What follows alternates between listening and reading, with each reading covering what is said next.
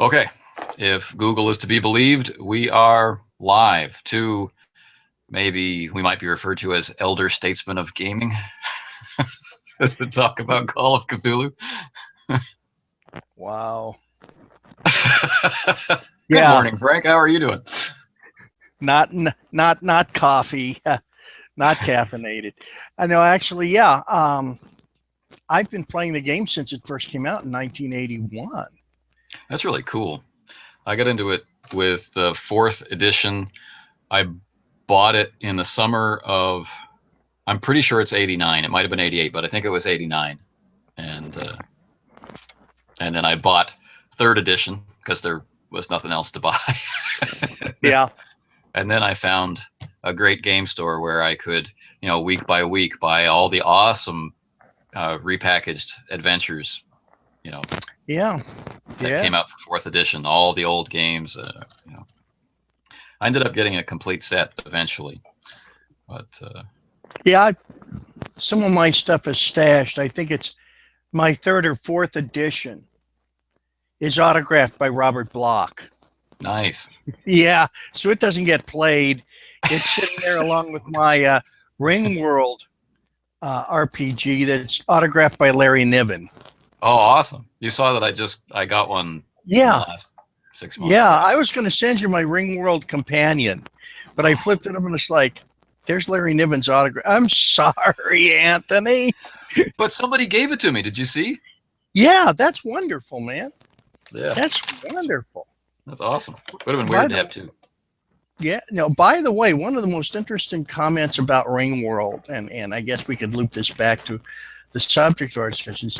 I was talking with Mark Miller. I know him, the man who designed Traveler. Right. And he's a pretty nice guy, pretty mellow dude. And he said, I don't know. He said, I'd be afraid to run Ringworld. And I'm thinking, the guy that designed Traveler? He said, because I would be afraid I would not be able to do it justice, do the Larry Niven's vision justice. The scope of the sky, think about that. Yeah. Yeah, and I think when I first started running Call of Cthulhu, I had the same thing. Can I do this material justice? I like to think that I did, sort of. Although it was a long progression, trying to go from the D&D mold. Yeah. Especially the whole black-white dichotomy. That too. Yeah. Yeah, D&D is a very Manichean sort of game. Call of Cthulhu really isn't. There's a lot more subtleties and shades and nuances there. And what a game. The grand old game. Mm-hmm. So we're about to get, 7th edition is out on PDF, I think. Yeah. Yeah, I've got it. Yeah, so people can get it. I was a Kickstarter backer, so I've had various incarnations of it along the way, for proofreading purposes and things like that. And the version that I have now is ostensibly the final version. Yep. It's pretty good in terms of typographical errors. There are still word replacement errors and things like that, which in my profession make me frustrated. I'm not sure if other people will notice, but in a work this size, I guess that's impossible to avoid. You've worked in publishing a long time. I worked in publishing. It's typos you shall always have. Yeah, they're going to creep in. Even your best efforts are going to do that. It's just going to happen. Yeah, I've got the PDF for the core book, and I've also got the PDF for the player's guide that they sell separate. Me too. I've noticed. So let's start there, shall we? Yeah. Why has it been divided into 2 books? Having read them both, do you find in your long experience as a keeper that this is something that you will find valuable? Yes, for several reasons. Now, I'm going to use, as an example, I'm going to use one of my new favorite games, Numenera. Mm-hmm. the book Numenera, the core book's running about $50-$60. That's a hell of a chunk, even though the player's guide is only about $20. So $20. So what it does is it allows people to get into the game without having to shell out lots of money, for the core book. Okay. In fact, you could probably all just chip in. If you've got a gaming group, just chip in the money, buy the core book, and one guy runs the game. So that's a pretty good idea. That's a good marketing idea.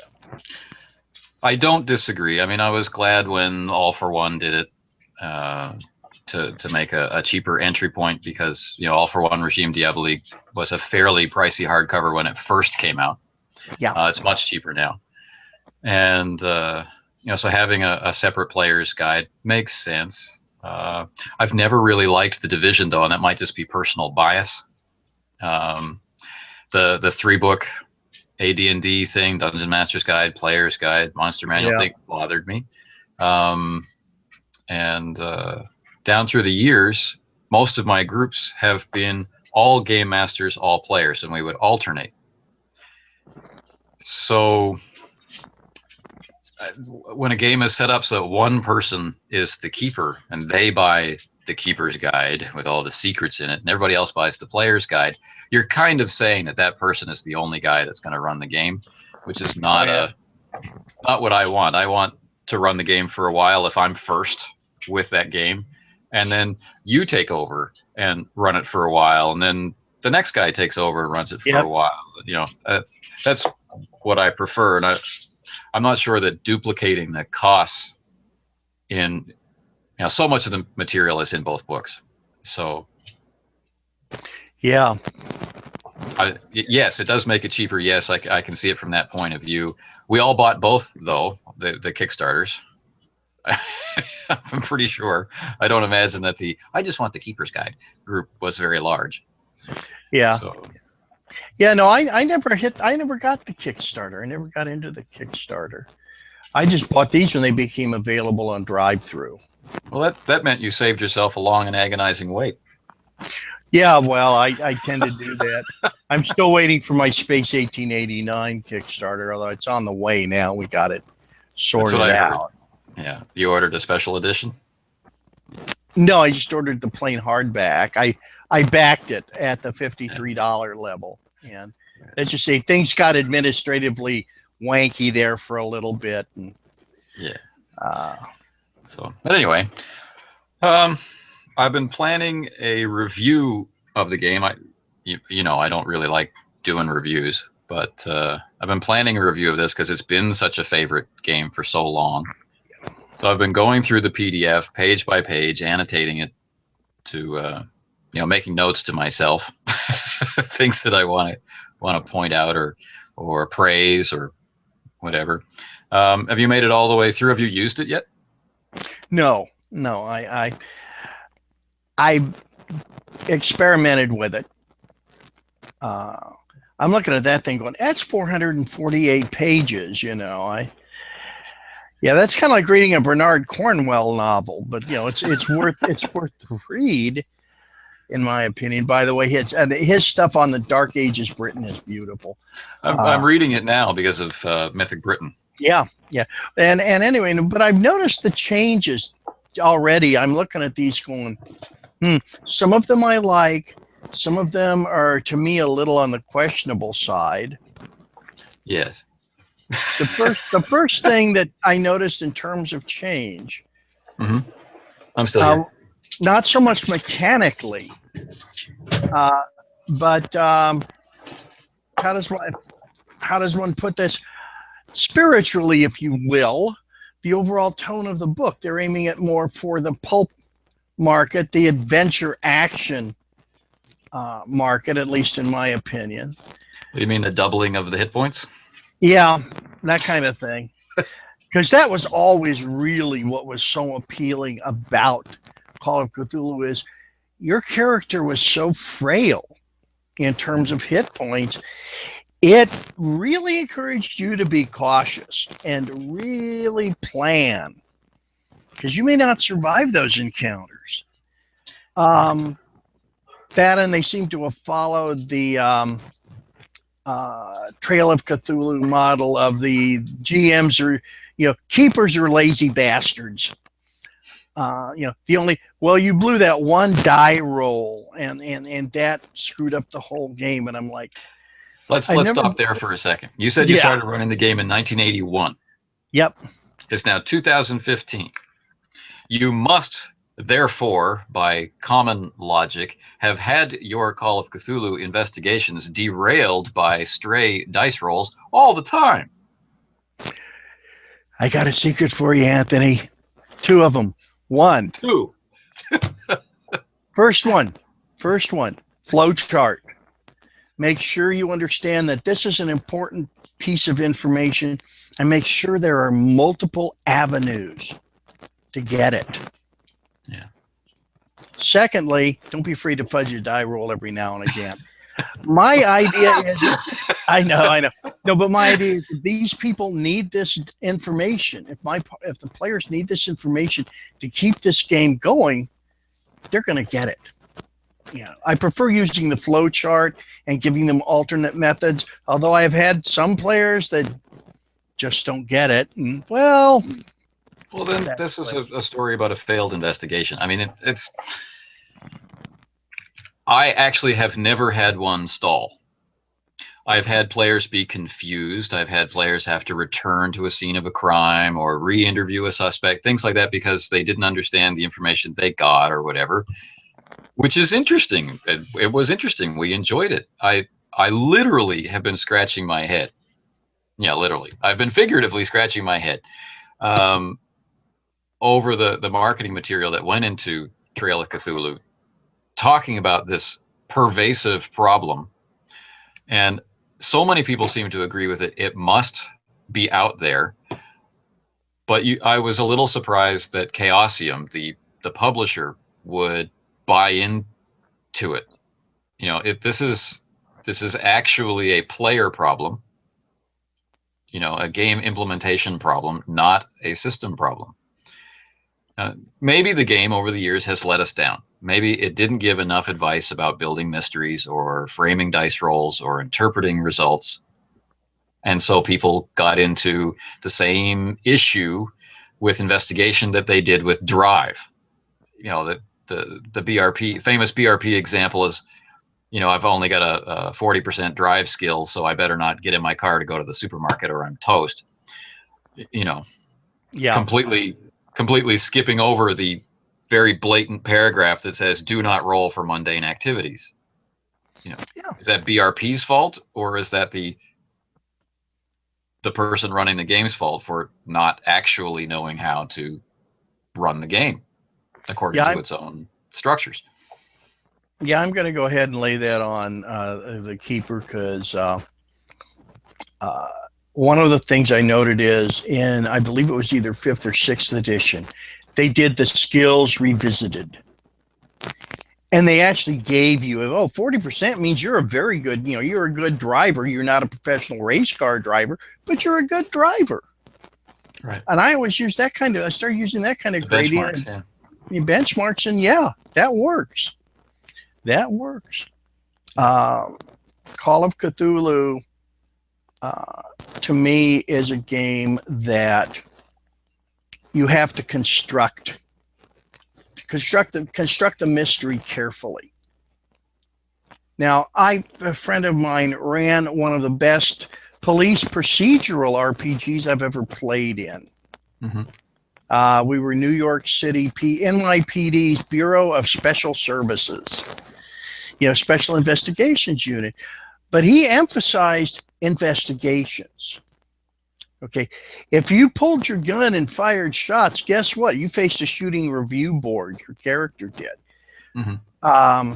But since we had this in a conference room with a blackboard, and I was playing the lead, the head of the SIU, I do the old Jack Lord Hawaii 5-0 kind of thing. I go up on the blackboard and we start writing out clues. That's awesome. Our battle cry was, "What's wrong with this picture? What are we missing here?" And we very rarely had gunfights, even arrests, even when we went to bust the bad guys. Uh, because most of them don't. Most of them are like, oh crap, 5 cops with guns drawn. I'm not going to kamikaze this one. Right. And Not two guys in tweed with a flashlight saying, "I think you should come with me." yeah, yeah, really, Um, in fact, one of the funniest episodes is when one of the characters, she was an Irish American cop who sported the nickname Thunder Bunny because she was also a martial arts competitor. I see. And her favorite one was they caught her one time. A couple of the other lady cop caught her one time in the ladies' room doing the old "Go ahead, make my day" in front of a mirror, practicing her badass routine. That was one of the funnier, you know. But And there's no humor in Call of Cthulhu. It's serious and scary. it's scary, but God, I've had some funny lines. We used to have contests for the best last words. The winner is a friend of mine who unfortunately passed away a number of years ago. Uh, but his favorite one was when the crawling terror, that thing made of worms and the horrible death, appears by his bedside as he's in his hotel room. He just looks at it and goes, "Damn, too much garlic on the spaghetti." Right, that was his final word before the thing killed him, and everybody's like, "Dude, you rock!" So, or going out with style. Going out with style. Yeah. Or so that the rest of the group can get away. One of the most powerful experiences I've really had in any role playing game ever. I met with a new group of guys. One guy had really only ever played Shadowrun, first and second edition, and one guy had only played a little bit of D&D. He didn't ever have a stable group, so he was looking to become a role player. And I had these two guys and a friend of theirs, and I said, well, pick a game, any game kind of thing, and they picked Call of Cthulhu. And the guy without the stable group, he decided to play this old German woman, and she wasn't old when it started, but I like to set things up as a generation game, and jumping through a lot of time and playing descendants and ancestors and things like that. So as the campaign went on, we looked at her in different decades of her life, and when she was just around 60, they had followed the trail of this cult to Berlin, and that things were really not good there, and they ended up really being pinned down. So we've got this old woman, we've got a nearly crippled guy. So I was using the hit locations from the investigators manual. I've got another guy who had taken a nasty fall down a ladder, and there were complications with that injury, and so she basically she's the only one able to walk, and she just lost an arm. This first time back after having lost an arm. She stands there in this sewer, and she sends the others to go, and she stood and faced the oncoming members of the cult on her own, giving them enough time to get back up to street level, get in a cab, and get away. She was the only one who conceivably could have gotten away on her own. And she wasn't the young, healthy, heroic type.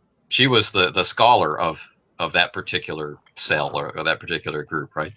And seeing this guy, it's the only thing he could have done in terms of role playing. But she rose and became such a hero. And I tell you, as I'm marching the enemies forward, I had chills thinking, what would it be like for these fanatical cultists, these near mad guys, to see this one lone woman standing in front of them, with her little revolver, her sleeve buttoned up to her shoulder,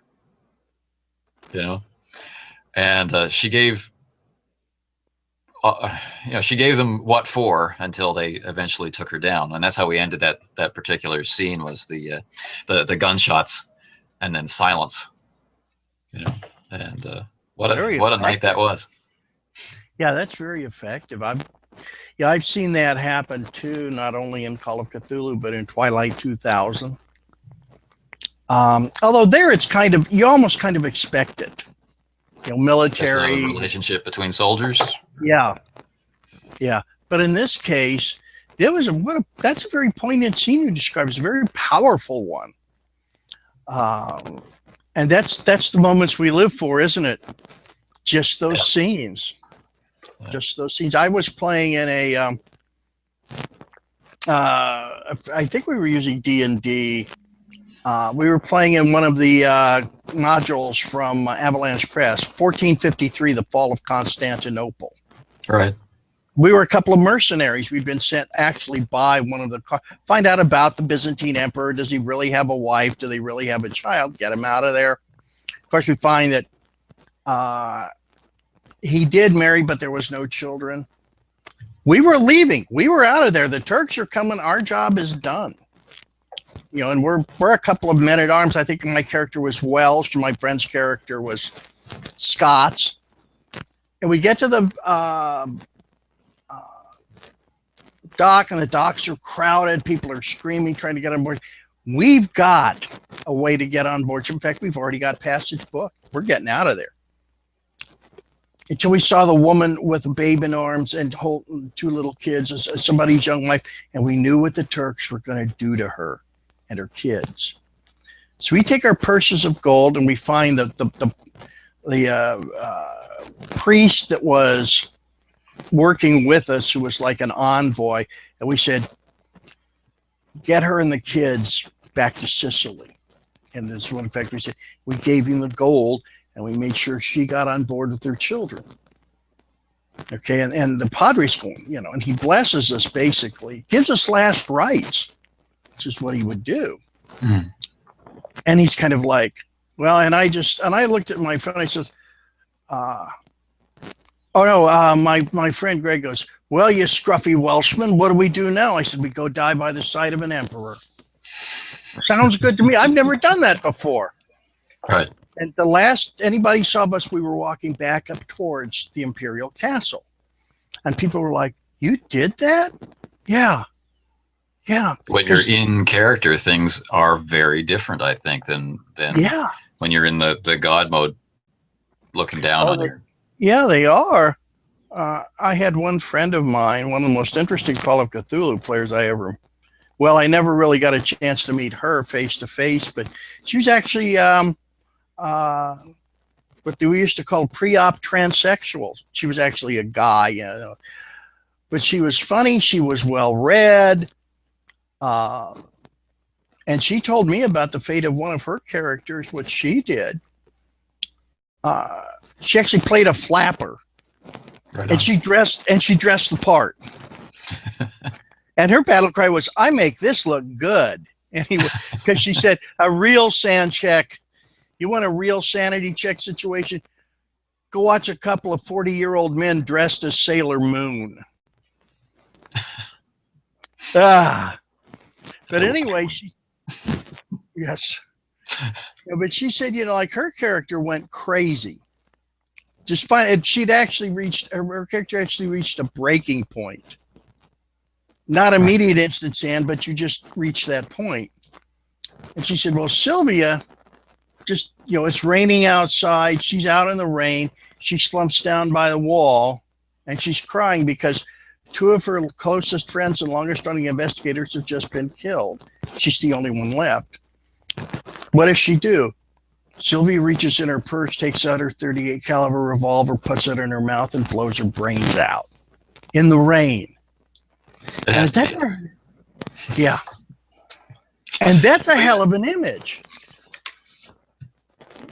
But this new thing, yeah. And this new thing, the 7th edition, doesn't seem to be aimed towards moments like that. I don't know. I mean, because a lot of that's going to come from the safety and the atmosphere that the group itself creates. You know, like the ability to take those risks as a player. Like, am I going to be laughed at by the other guys, or are they going to be upset because I've done something in character, that kind of stuff. But Yeah. let's look at some specific changes.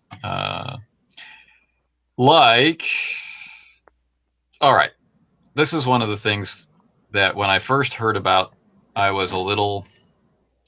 Well, I asked myself, why would they do that? And it wasn't, like an annoyed why. It was an actual why. Why are the attributes now percent rather than what they've always been? And then when I went through to read it, it's 3d6 or 2d6 plus 6 is how you generate an attribute in all the Yeah. previous versions of Call of Cthulhu. So now you still do it that way.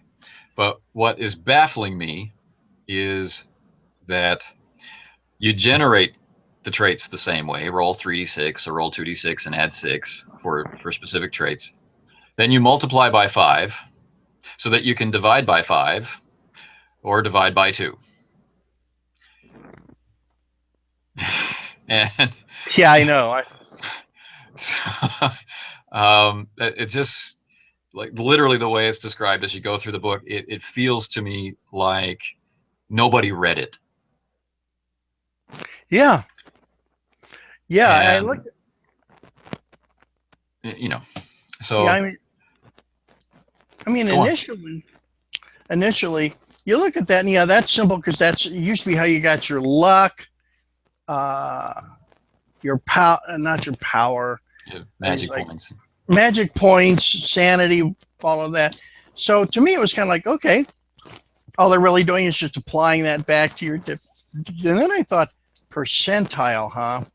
This could get clunky in a hurry.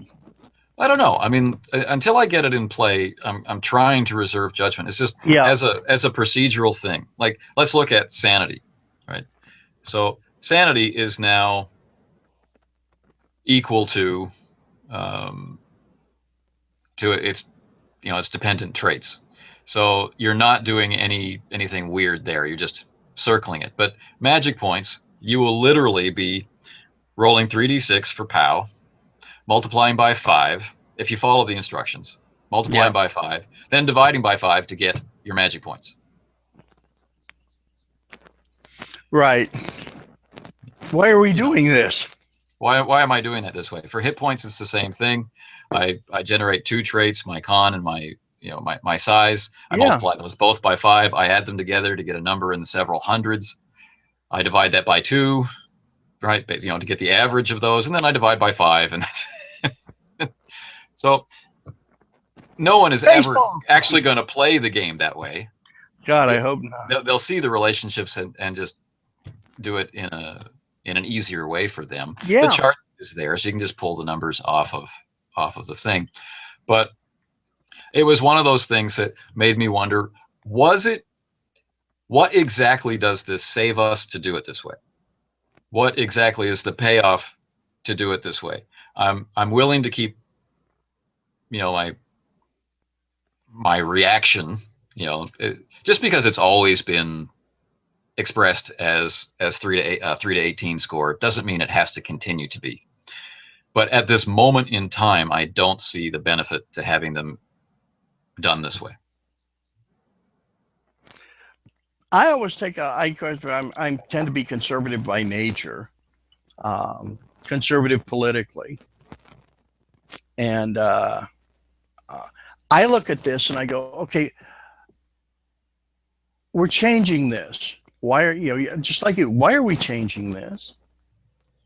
What is there about the old way that says we're gonna, we need to change it? And I keep coming up with the answer of, I can't think of a good reason why we need to change it. The book itself, at least from the PDF, is. Yeah, go on. I was going to say, physically, the book is going to be beautiful. The artwork is sumptuous. But why are we doing this? You mean 7th edition all? I've got. Yeah, you're kind of cutting up, Anthony. You're kind of breaking up here. I mean, do you mean 7th edition? Why are we doing a 7th edition at all? Or do you mean why are we making changes in a new edition of Call of Cthulhu? I would probably say both. Why are we doing a 7th edition? I have 6th edition. The special, I think it's like 30th anniversary edition, the leather bound. Right. It's wonderful. It looks like a Cthulhu, an evil tome. But why are you changing the system now? Why now? Why are you changing the system? What are we doing? What's the payoff? Because for me, Call of Cthulhu is a game that the system is secondary. The mechanics are almost secondary. You're really after mood and atmosphere, and a mystery to solve. Well, that's a good point to bring up. Like atmosphere, what the group brings to the table is extremely important.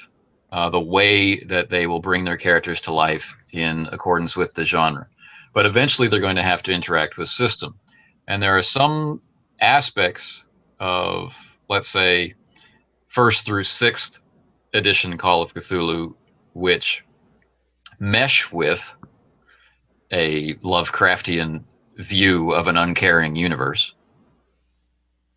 And there are some aspects of the new mechanics which actually fly in the face of that. Like the pushing roll mechanic. Mm-hmm. I've seen a lot of old guys say, I don't like it, I'm not going to use it, I don't see the need for it. And I've seen a lot of new guys really happy that it's coming in, and people in the middle. But just on that point, we are empowering players to have a say in their fate.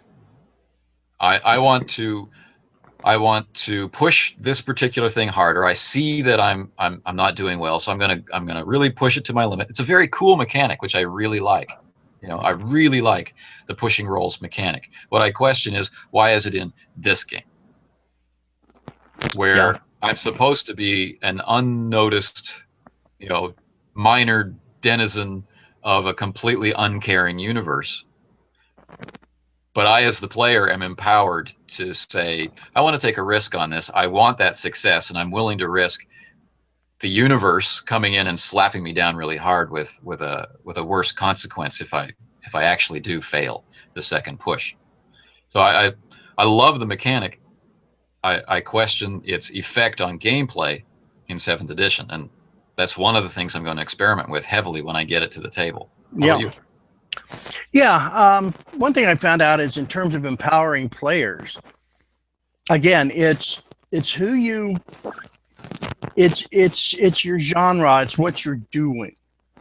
The players themselves can draw power from that, and a sense of empowerment. Like when I did jump into Darkness, where they were a unit of American paratroopers in World War II training in England. And you're going on this job. Oh, and you're going to be carrying a full combat load, weapons and ammunition, because that's how they trained, by the way. So they were like, okay. And they almost developed, right off the bat, the very cocky GI. Hey, man, there ain't nothing out there whose ass I can't kick. Until the hunting horror rammed their aircraft, and they crashed. The hunting horror.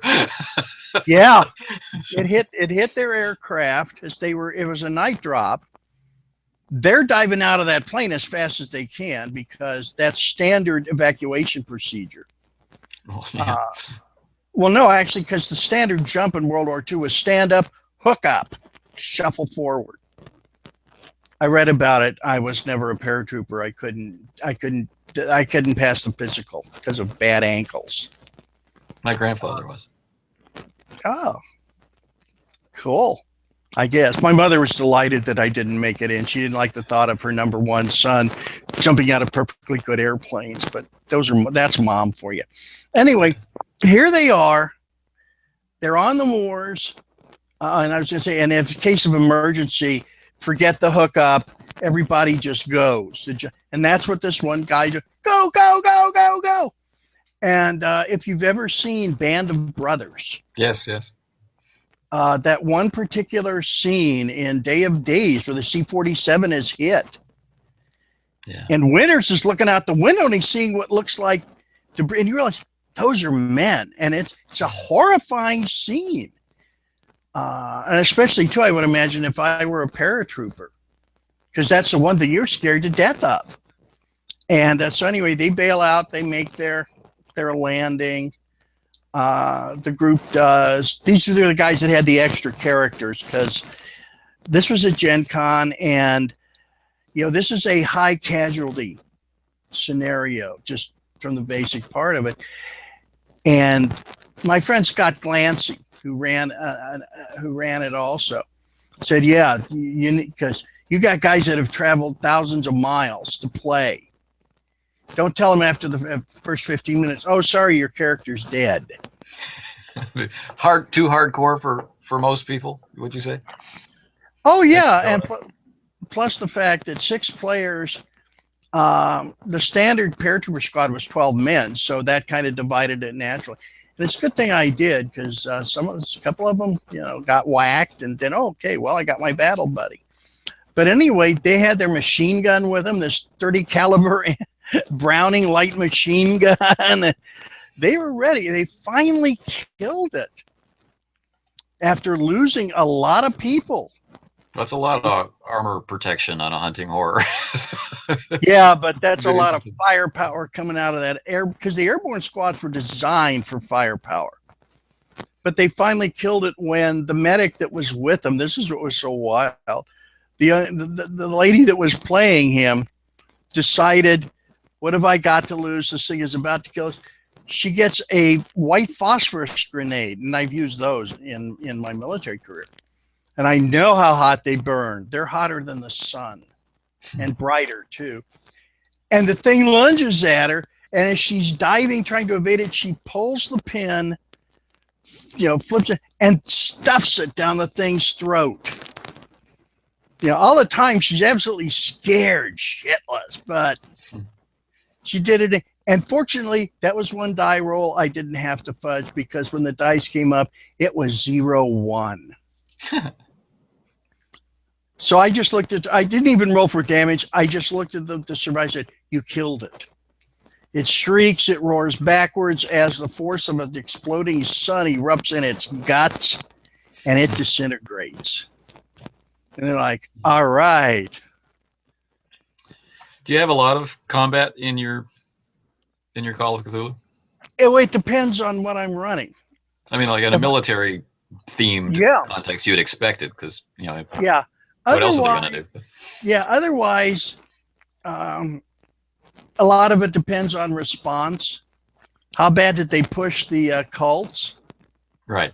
How threatened did the brothers feel? I usually use the drive-by shooting. They got to the point where if they ever saw a black Chrysler with white sidewalls slowing up. Right. We're either standing in front of a speakeasy or we've offended. Yeah, we're about to die. Yeah. But the other thing I thought was interesting.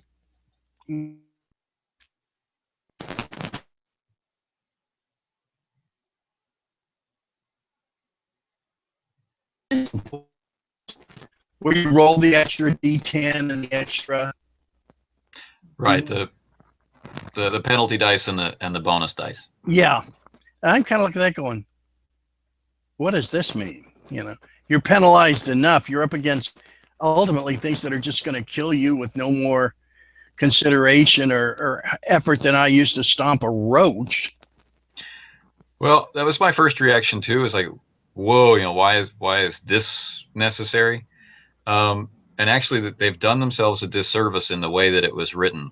Like, it starts out using an example about driving in a torrential downpour with zero or low visibility, and this would be a great opportunity to penalize your roll.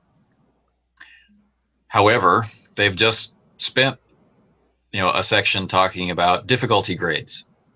Standard difficulty, hard, or extreme. It's got 3 difficulty grades now, and that's when you make it hard or extreme. That's not actually, even according to their own rules, that's not when you add a penalty die or a bonus die. It's only when the characters are doing opposed rolls against another NPC or another player character. Yeah. That's because there's no difficulty grades. The difficulty is assessed based on the the opposing character's skills, and I really think this is an elegant mechanic. And I guess I no longer mind the penalty and the bonus rolls as long as they are confined to that. That makes everything really quick and clean. But if you're going to be juggling gradations of difficulty, plus do I give them bonus and penalty dice, or worse, two bonus or two penalty dice, I've really wandered off into territory of saying, look, you automatically succeed, or I'm sorry, you automatically fail. I really wondered about that until I got to the end of the section where they reveal the bullet points of how to actually use it in play, which is counter to the actual initial example, which sets your mind for what this mechanic is about. So I was a little disappointed with the writing of that, but very happy with the mechanic ultimately. Yeah. Oh, by the way, I always find that to be I found that to be an interesting example, because last night I was actually driving to a social event. It poured down rain here in Gainesville to the point where you couldn't see more than 20 feet ahead of you. I had no problem. I had no problem. It's like, okay, we'll do this, and this, and got my big old. Are you saying drivers don't need to see? Actually, and it was still sun. The sun had not gone down. Otherwise, if it had been late at night and this thing had broken, I'd have just looked out the window and gone, I don't think so. Yeah, I think the example is driving at night in torrential downpour. I've done that too. You can, yeah, things we do. But I've actually been in real torrential downpour in Vietnam. I was there. The monsoons came, and you can't see. You were lucky if you could see 3 feet in front of you. The only good part about it is you also knew that that the VC and the NVA were also not operating, so it was kind of like truce while the sky's open, and God makes water on us, that sort of thing. But anyway, that was I look at this new one though, and also one thing I'd like to comment on is the length of that core book. That's the biggest. Huh? I'm not going to complain about the length. I like a meaty tome, and they have put an awful lot of effort into. They have addressing issues of characterization, issues of role play, grounding yourself in the period. There's a lot of stuff in it that is really growing on me. But did you read the example of play? Yes, it's at least the one example I read is the same one they've been using basically, but it seemed a little different. I'm not sure how, but it's my first reaction to the example of play is it might be the worst example of play I've ever seen. Yeah, and I hate to say that. I mean, it's not easy to write. It's certainly not easy to write an example of play, and I think that reaction, that strong reaction, like how negatively I reacted, that has made it so difficult for me to sit down and write a review or an overview of it. But in terms of going for atmosphere, in terms of going for the characterization that they're talking about, in terms of embracing the genre, I don't see that anywhere in that example of play. I see a bunch of people speaking out of character all the time. Yep. And it was surprising. It was jarring to see. Yeah. And maybe it's been a long time since I read an example of play in a Call of Cthulhu book. Maybe it's been that bad my whole life, and I'm just noticing now. Yeah, I want to say that. Yeah. Oh, that's a very valid point, Anthony. That's a good point. And it's for me, I've always read that. It's like I said, it's the same example, but I keep looking. That's stupid. For one thing, maybe it's just because I don't know. Maybe it's just because of my background. but you always have somebody to check your 6. You know, take a look, make sure nobody's coming up on the, you know, on the backside of the party. If nothing else, they can shout a warning and you can get ready. The rear guard, as it were. And they walked into a room, and the first thing I would do is check to make sure, how do I get out of here if that door is blocked? I didn't learn that playing Call of Cthulhu, though. I learned that in a couple of bars in Mexico. So you're a cagey fellow anyway. Thank you. But no, it really is a very bad example. And I would like to see some live role play using the new 7th edition. Right. So people who really like it, who really understand it, who really are in touch with how to make it provide the experience that the older one has provided for us. That I would like to see, and I hope that is something I'll be able to produce myself when I get the time to do it with my local group. It's not a game I really want to run in Hangouts. I find it really exhausting to try and go for that level of atmosphere through the computer screen. Yeah. But a couple other points I wanted to raise. The half and fifth characteristic values, they've made that really easy to use. I think, and it's nothing new. I mean, we see that in RuneQuest and other places, or variations on that theme. Yeah. But they've done away with the resistance table, and most people I see around the internet are celebrating the disappearance of the resistance table.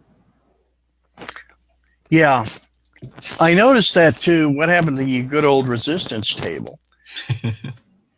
But for me, it's, you know, it's okay.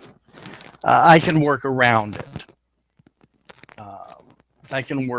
Although, because it was, but what I liked about it is a nice fallback position.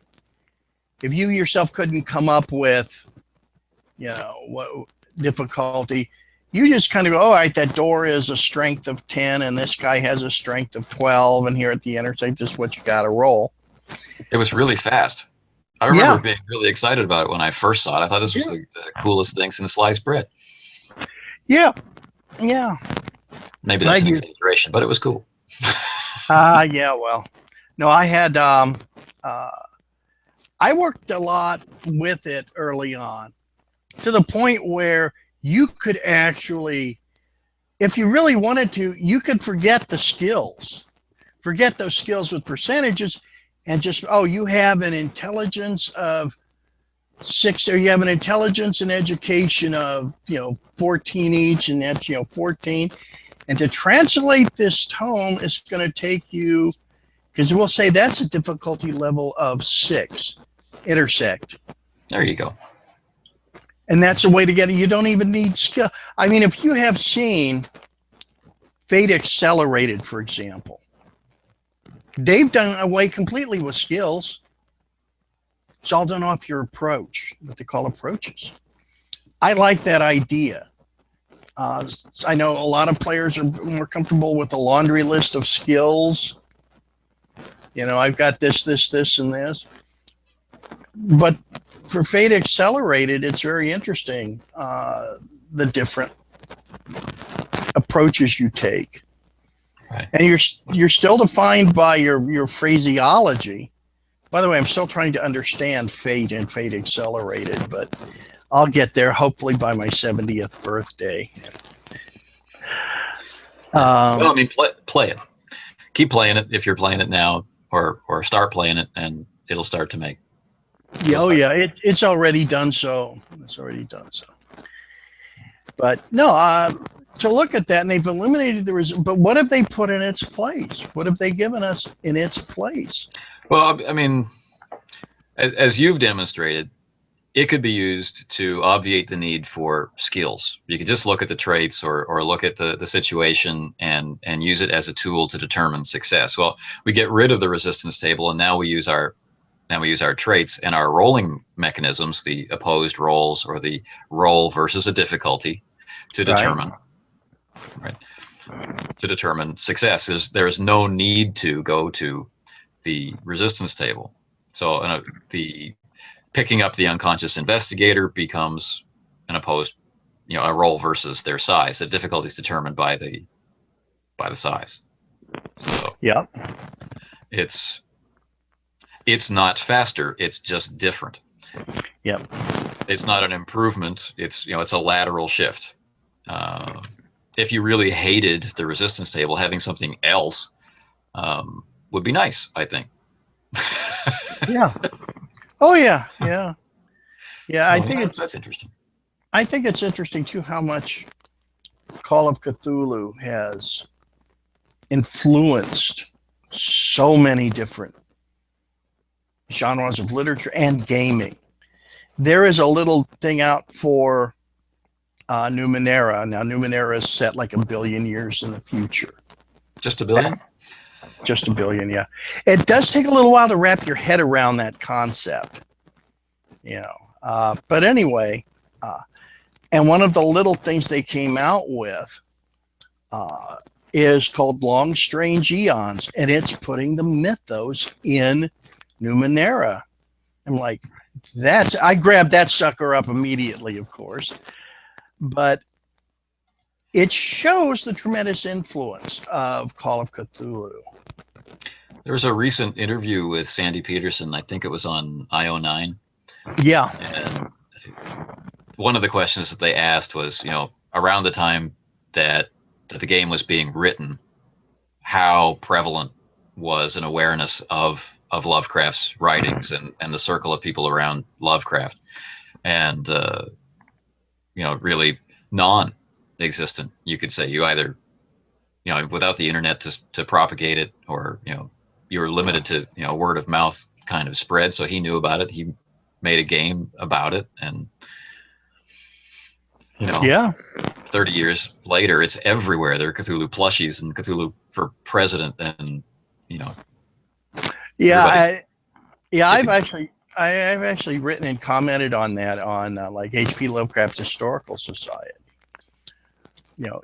Does Lovecraft's work suffer from pop culture?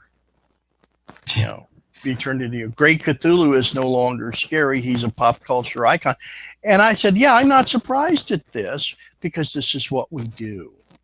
We take that which frightens us and we turn it into a plushie toy. So we can feel like we're controlling it.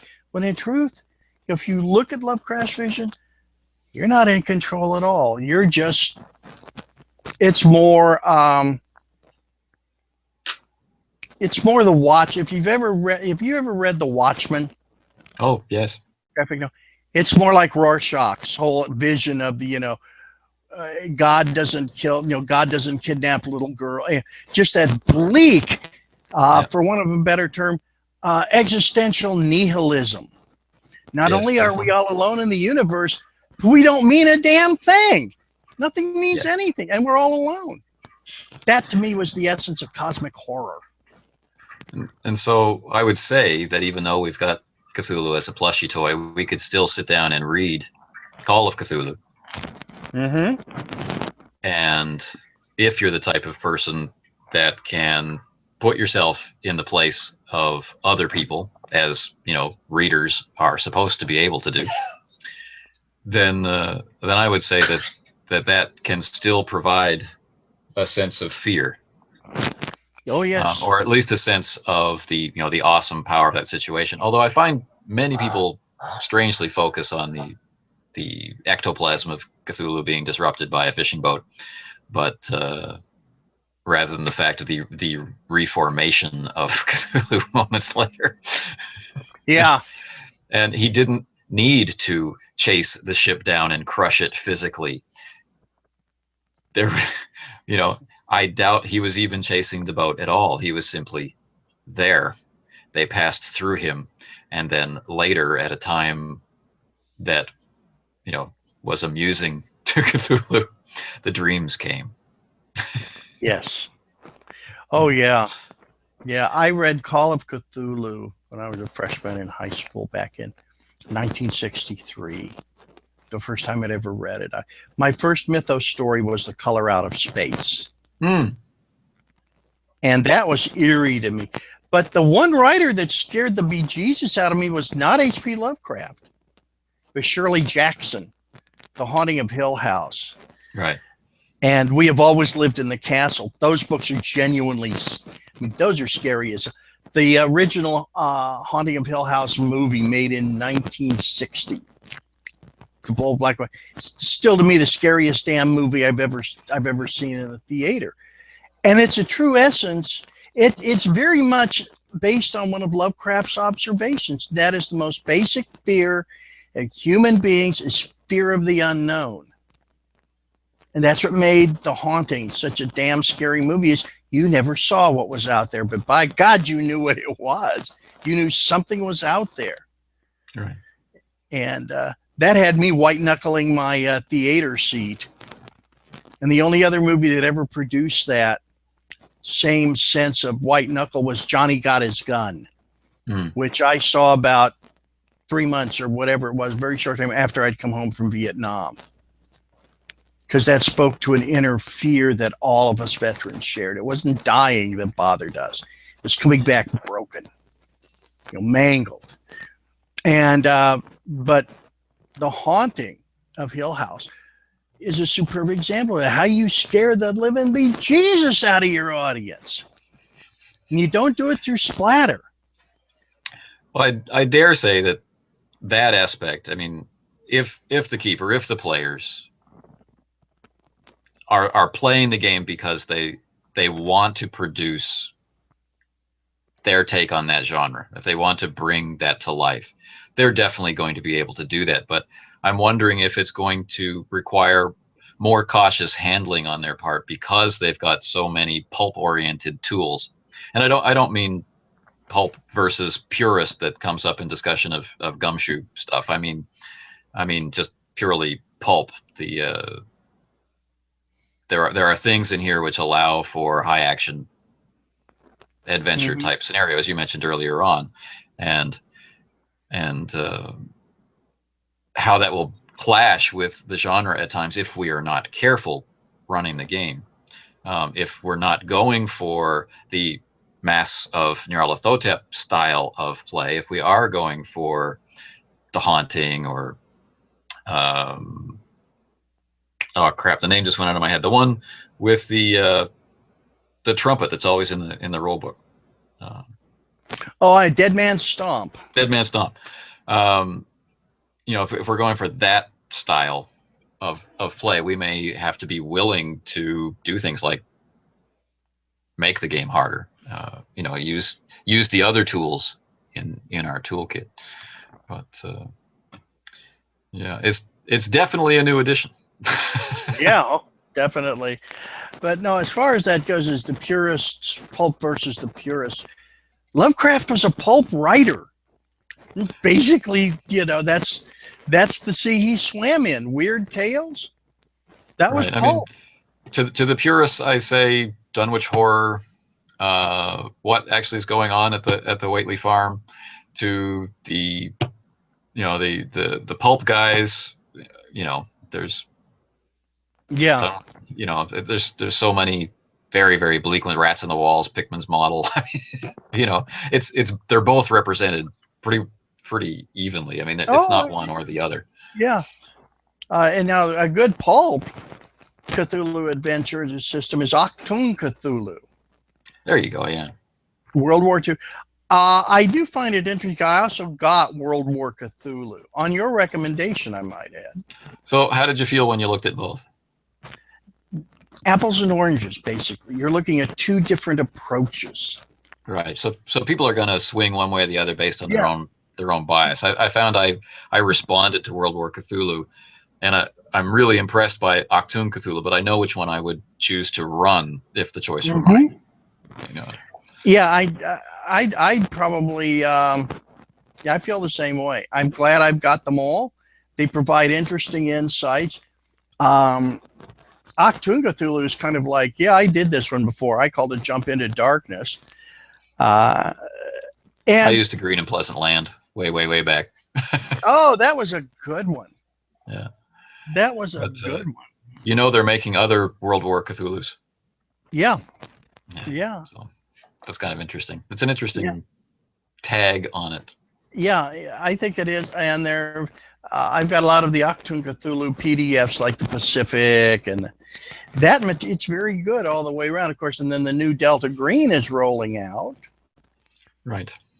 And I'm not sure. That, by the way, is going to be a different system than the one out of 7th edition. At least I've been led to believe that. Although That's right. They want to make Delta Green their own. So yeah, and I can't say as I blame them. right. I know Scott Glancy very well, and Scott's a hell of a good writer and all. But boy, they can only do, I think, like 4 Call of Cthulhu products a year. The license is limiting them. Right. And it's a beloved game, so why, and they've got a great track record, so more power to them. Oh, I can't wait to see, because I've talked with him about some of the new stuff they're going to be coming up with.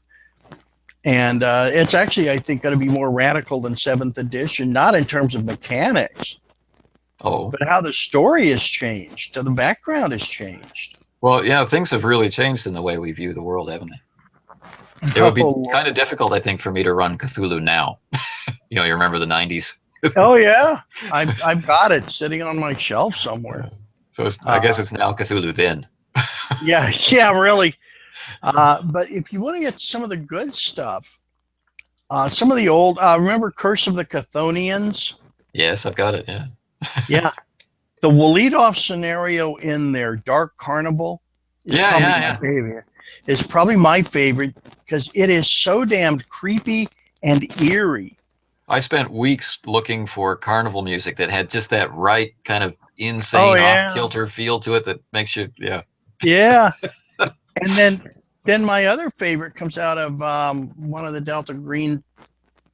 It was the second Delta Green Countdown, and that is Night Floors, involving the Hastur mythos, which they do an entirely different take on. John Tynes wrote a brilliant essay in there. And the question is, how the hell do you game it? How do you put it into a game? The concept that Hastur is not really, it's like, as he put it, the example he used is the group that worships gravity as a religious principle. Instead of gravity, they worship entropy. How do you do that? You hang out in my existentialism classes in college. Yeah, really. I want to say some nice stuff about 7th edition because I don't like.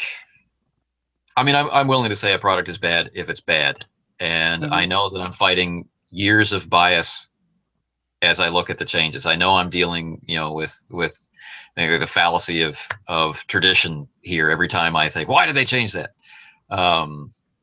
But some things I liked. There is a section on using social skills on other characters. Starts out about NPCs.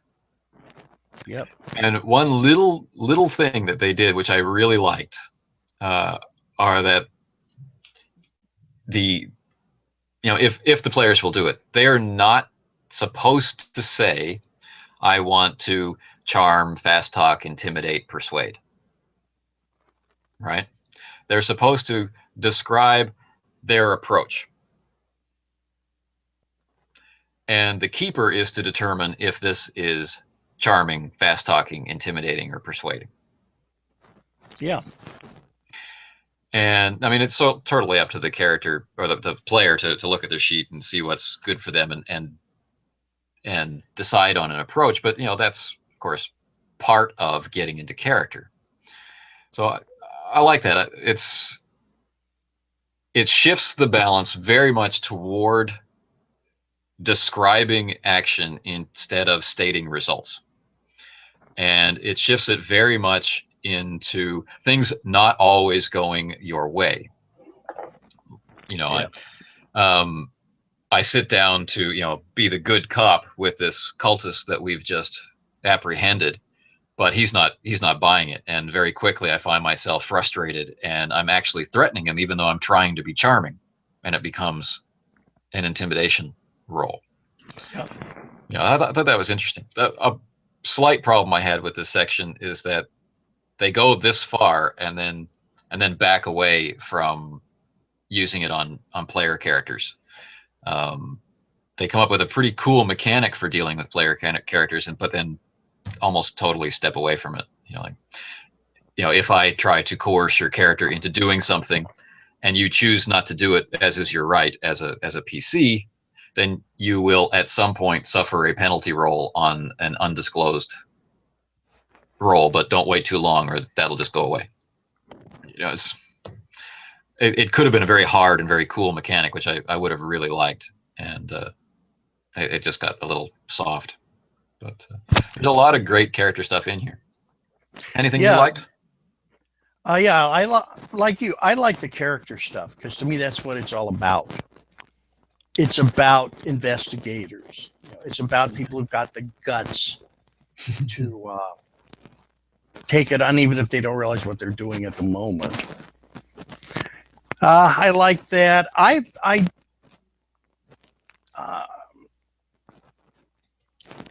like the overall. Now, I have a degree in educational media technology, so presentation is always big for me.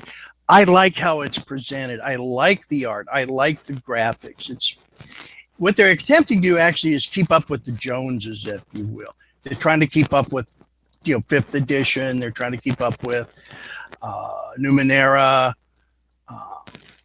And I think they've done a commendable job of that. They've revitalized. I imagine they're tired of hearing that the French version of Call of Cthulhu looks better.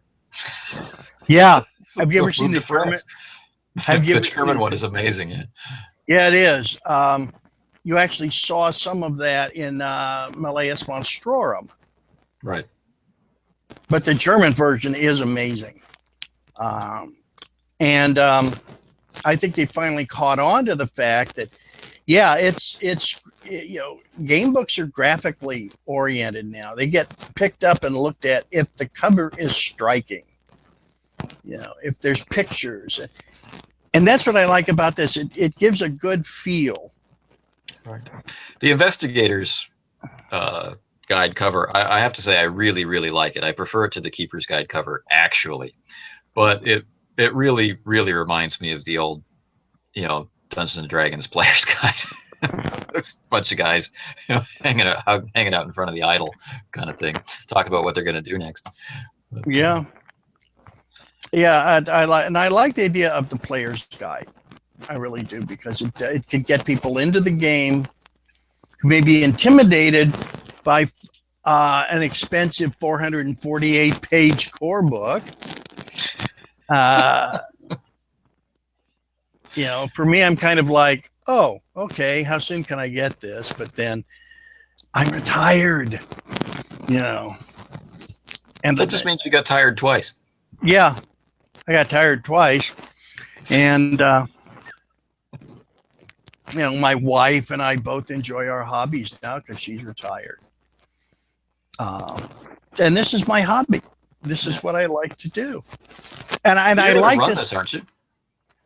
I'm thinking about it. You're going to run 7th edition. Have you thought about how you will take it for a test drive? How you'll break your hard honed habits and embrace it in a new way? It's going to take some doing, but it'll take some doing. Like I said, I tend to be a conservative in political outlook, if you will, an old school conservative, the kind that says change is inevitable. The ultimate trick is how to manage it wisely, prudently.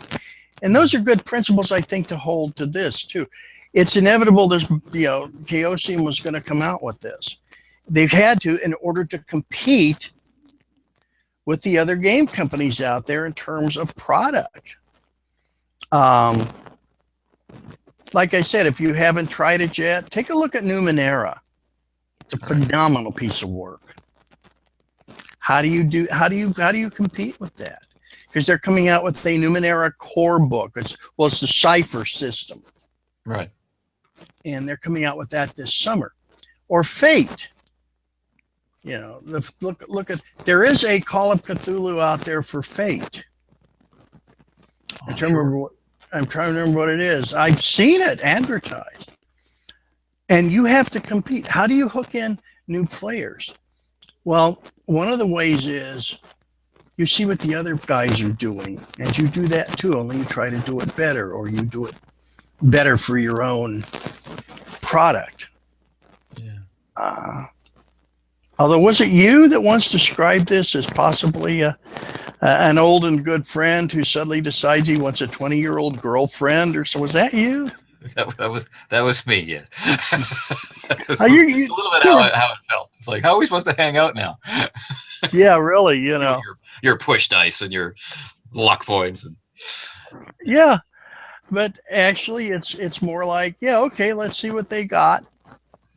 Let's see what you got. I mean, I love the ubiquity system, for example.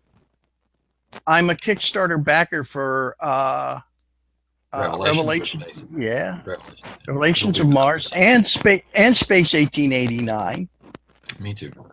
The only thing, but I looked at the background, the way that it had been rewritten, and I'm kind of like, yeah, you can tell the Europeans wrote this one. You know, they just because they kick us in the ass. You'll hear in America, they kind of downplay the United States.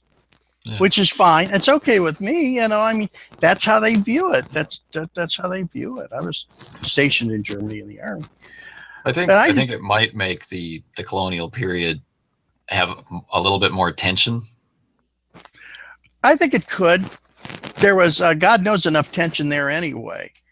Now, people.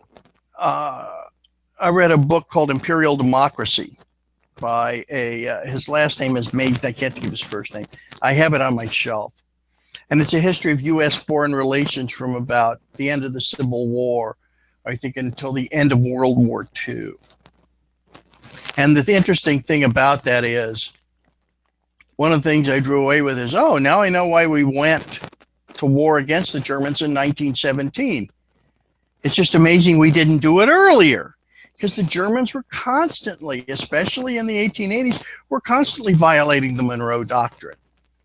Of course, the Monroe Doctrine held up only as good as the British let it, you know, and that was a sad truth that a lot of politicians wanted to ignore but had to face here in America. And it's really the same. You know, it's the same thing. Things change. People change, you know. By the way, but in Space 1889, I just look at it and go, you know what? I'm not going to use this background. I'm going to keep the old one where the North did win the Civil War. And hell, in mine, the Brazilian Empire is going strong, going great guns, because we altered the history. As a member of the Royal Ruritanian Society, my God, I'm a member of a society of a country that doesn't even exist and has never really existed except in the page of fiction. I'll give it a chance. Anything could happen. I'm actually quite proud. We even have a map and everything, Anthony. I'll send you an invitation. You can be the. I already live in a fictional country. There are those who would say all countries are fictional, but or notional. Just the notion is very long. Anyway, one thing I wanted to give you a recommendation. Mm-hmm. That has it has really nothing to do with Call of Cthulhu, except in the fact they're both set in the 20s. Do you get the Australian Broadcasting Company where you are? No. Okay. How about things like Netflix or? All right. Blocked. But if you could get the opportunity, go take a look at the Miss Fisher murder mysteries. Oh, okay. They're very good. Set in 1928 in Australia, Melbourne. Stars probably. Stars Essie Davis, an excellent Australian actress. She was the lead in The Babadook, the horror film that, you know. And they're very stylish, very witty, and they give you a real good look at the 1920s. at least in That's, Austria. I really like the period material for that. Just like little scenes that you can Yeah, call on. I do prefer to run Cthulhu in the 20s and 30s, although I will run it in any era that suits what's going on. But yeah, well, that's like if you do it in the Victorian era. One of my favorites was the Jeremy Brett Sherlock Holmes series. yeah, Just the things you can draw from there. Just hey, look at this, look at that. You can set scenes. Just a couple of those houses I wanted to live in. My wife took one look and going, how many bedrooms does that old pile of bricks have? Kind of. No, I don't think so. But I do think the new edition, I think will bring more people to the game just because it's new, it's different. They're doing things in a little more modern fashion, at least what people have come to expect. And it is a pretty massive rewrite. I mean, it has a different tone, and it flows pretty easily. And I mean, hopefully there are a lot of people out there running it at conventions and that are kind of on an insider track with it, so that it can make the splash that it's capable of doing. Yeah. I'm wondering how many people are just going to stick with 6th edition. I mean, I see that a lot, but edition wars are nothing new. Well, for me, it's not really the idea of edition wars. For me, it's more the concept of this is what I like, so this is what I'm going to run. And you say, well, what about 7th edition? I read it, but I prefer this. It's a matter of preference. And preparation. I mean, you've been running it for however many years, and it hasn't been broken, so it doesn't need to be fixed. Can the new mechanics serve you better? Well, you'll discover that when you play it. Yeah, absolutely. Although I did have a Cthulhu Dark Ages game going, and it was really grim. Yeah. The players got themselves involved with definitely the wrong party. A wizard a sorcerer named Berenger, who really a very unpleasant man, but they're kind of like, yeah, but he pays us. It's really interesting. Two members of the party are more afraid of him than they are of any of the monsters. But Cthulhu Dark Ages, I also have Cthulhu Invictus. And I'm sure you're going to see a lot of, for 7th edition, Cthulhu Invictus and Cthulhu Dark Ages. But the great part about it is... Yeah, for conversion. I mean, conversion doesn't appear to be that hard. A couple of little things people might miss, but not having to convert is always better in my mind than having to. Yeah. Yeah, but you are right about the tone. This is a different tone. This is one of the things that I ran into, and I mentioned this before, is when I first started playing Call of Cthulhu and running it, you had a lot of people that came in from D&D. Right. With the Manichaean, not only with the Manichaean worldview, but with the worldview of, hell, I can kill this. I'll just kill it. Take its stuff. I mean, if you remember Deities and Demigods, the first edition that actually had the mythos stuff in there. Yeah, I remember. Oh, yeah, you gave Cthulhu hit points. Why? Yog-Sothoth has hit points? Really? It was little, but it fit that particular mindset. Now we have World of Warcraft and a lot of the. We're just like, oh yeah, we'll just kill it and take it. Violence is the only answer. We can fight these things and win. In fact, my daughter, who works in the computer gaming industry as a graphics designer, once said about, do you remember the game Witchcraft, the RPG? Yeah. Oh, you mean the CJ Sorella for Unisystem? Yeah, Witchcraft and Armageddon. She liked those. Her take on it was, this is in a lot of ways like Call of Cthulhu, except you can win. Except you could win, yeah. And I'm like Beyond the Supernatural in a way. Yeah. Palladium.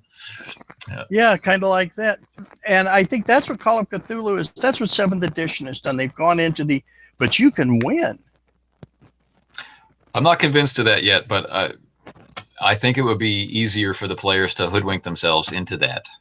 Like a lot of what I thought about the game by looking at the quick start and from reading what people were saying about it who were involved in the play test and things like that, I definitely got the wrong impression. The wrong impression about the rules was circulated out as real knowledge. Now the push rolls don't work the way people say that they do.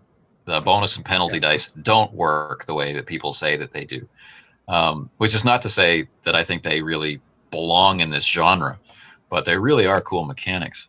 But do you remember what edition did the chase rules appear? Was it 3rd or 4th? I think it was 3rd. I'm not sure. Right. So, because this is a prime example, people saying, finally chase rules for Call of Cthulhu, and I keep scratching my head saying, well, I've been using chase rules since I started playing the game. So yeah. And when I read through the chase rules, it's like, oh, okay, well, this is still basically what they've always been, except there is a strong, narrative shift to, like stepping away from the dice in resolving the chase and turning it more into a dramatized chase. So I thought it was interesting, but as a major selling point, like I'm going to get 7th edition because they finally have chase rules, that was very bizarre for me. It's like the whole world forgot that this is not new. It may actually have been, in one of the Cthulhu companions that were folded into 3rd edition. It actually may have been where they appeared, which makes them even older. Yeah, and for me, like chase rules, I always improvise. I was improvise, and that's what I was, because a lot of times, oh, you really want to chase after that big, ugly, hairy winged thing? No, we don't. No, we don't really want to chase that. No, can we just go the other way? Yeah, we want to go to the library. Yeah, down in the basement where the walls are thick. I was always get a big kick out of that, because when I lived in Tampa, there was actually a strip club called the Library. But you never went there. No, as a matter of fact, I didn't, because those places, believe it or not, just hold no appeal to me. I'm more the pub guy. If you've got a good pub, I'd rather go there. Watch some, watch some real football on the telly, and yeah, I'm also a soccer fan. It's kind of yeah. You fit in well over here. Yeah, no, my side is Bayern Munich, or for my mother's side of the family, Arsenal. One is UEFA, the European, or no, one is Bundesliga, the German soccer league, and the other is the British, was it Barclays Premier League in England. So, and I like them both. But anyway, no, that's but I do like the pubs. But the whole idea of the chase, it's interesting. Have you seen Whisperer in Darkness from the H.P. Lovecraft Historical Society? Yeah, it's on my shelf here. And they do a really, really nifty airplane chase, done in the 1930s style. And I thought, yeah, that's pretty cool. That's cool how they do that. Right. And of course, their explanation of why they added it to the story is interesting too. Yeah. Yeah. The way they did that, I thought they did an excellent job on the story. And I really like feel for them, don't you? Yeah. And the brains in jars, the brain canisters, you actually feel for how they got duped, and how they're still kind of towing the party line. Yeah. I'm going to see wonders you wouldn't believe. Well, only if someone installs your eyes. Yeah, really. Really. Fantastic. I mean, that. And you saw the Call of Cthulhu that they did earlier. Oh yeah. Oh my God. It's wonderful. I think they did it the only way you could really do a real Call of Cthulhu movie, silent and in black and white. But That's no, something I wanted to ask you about. You started in 81. yeah, So that's, first edition box set or the first second edition, edition box set, first edition first, box set. first So edition. the story, the included fiction was Call of Cthulhu. Yeah. Because in my second edition, which I've got here, it's Call of Cthulhu. It's Call of Cthulhu all the way through until 7th edition when they give us the Dunwich Horror. And did you feel the difference? Yeah, because there's a very big difference between those stories. Yeah. And the Dunwich Horror is a more pulp story. Or more proactive, anyway. More proactive story, yeah. Okay. Yeah, I'll give you, yeah, that's true. Call of Cthulhu, there's an eeriness to that. Yeah, it sticks with you. Yeah, it does. And Dunwich Horror is good. It's very, very good. One of my favorite rereads because I'm pulling some stuff out of it to, use in some other things. And it is a good procedural for play, I think. Yes. There's the men come out from the university and they get the lay of the land. And, I can see why they chose it. But I certainly miss the fact, that the eponymous title is missing. But it's very interesting because this August my wife and I are going to Necronomicon in Providence, Rhode Island. I was there in 2013. Fantastic. I've heard it's good. If you ever get the opportunity to go to one, go to it because there we can meet up. Yeah, I don't go to Gen Con anymore. I made that decision in 2013, actually. Has nothing to do with law and politics, whatever. It's due to the fact it's just too damn big. It's too big. My wife won't go with me because she can't. She does not do really hyper large crowds really well. She has a mild case of claustrophobia. Sure.